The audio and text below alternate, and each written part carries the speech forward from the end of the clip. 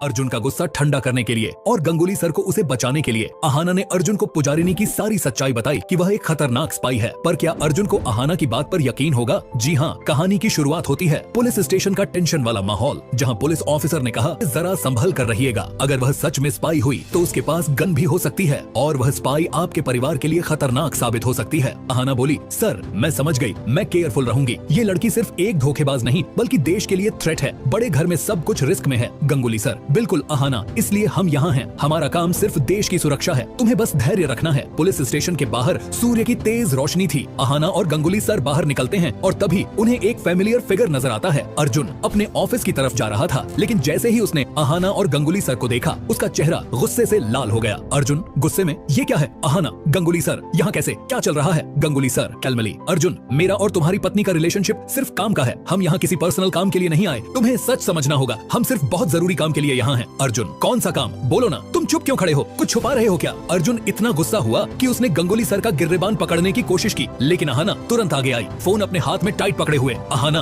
Warning tone, खबरदार अर्जुन, अगर sir को थोड़ी सी भी खरोंच आई तो मुझसे बुरा कोई नहीं होगा, समझे? अर्जुन का गुस्सा धीरे धीरे शॉक और रियलाइजेशन में बदल जाता है। अहाना ने अपना फोन अर्जुन के सामने रखा और वीडियो दिखाते हुए बोली, ये देखो अर्जुन, ये पुजारिनी है, यही वो लड़की है जिसके लिए मैंने और गंगुली सर यहाँ आए। इसके पास गन भी हो सकती है और ये हमारे घर और परिवार के लिए थ्रेट है। मुझे शक है कि ये लड़की एक इंटरनेशनल स्पाई है। अर्जुन की आंखें बड़ी हो जाती हैं, उसका गुस्सा धीरे धीरे शॉक और रियलाइजेशन में बदल जाता है। अर्जुन शॉक्ड, ये सच है तो गंगुली सर ने गलत नहीं सोचा। अहाना, बिल्कुल नहीं अर्जुन, सब कुछ सच है, तुम्हें सिर्फ समझना था। उधर बड़े घर के आंगन में माहौल काफी टेंशन वाला था। पोल्तू अपने रूम में बैठकर सोच रहा था, मैंने क्या किया? पारो जैसे पवित्र रिश्तों को तोड़कर पुजारिनी जैसे बदतमीज पर भरोसा कर लिया। क्या मैंने गलती नहीं की? ठाकुर जी भी अपने कमरे में पुरानी यादों में घुसे हुए अपनी ग्लानि और कंफ्यूजन को फील कर रहे थे। मैंने सच में पुजारिनी को अपनी पोल्तू की बहू बनाकर गलत तो नहीं किया, पर पारो वो हमेशा मेरी आंखों का तारा थी। कभी उसने मेरे सामने ऊंची आवाज में बात भी नहीं भाई थी। मेरी इज्जत की और मैं उसे अंडर एस्टिमेट नहीं कर सका। पारो आंगन में थोड़ी दूर खड़ी शांति और रिस्पेक्ट के साथ पोल्तू की तरफ देखती है। उसका चेहरा धैर्य और प्यार से भरा हुआ था। उधर अहाना अर्जुन के साथ घर वापस आती है, तभी पुलिस जीप हवेली के गेट पर खड़ी थी और पुजारिनी को हैंडकफ्स लग रहे थे। उसके चेहरे पर गुस्सा,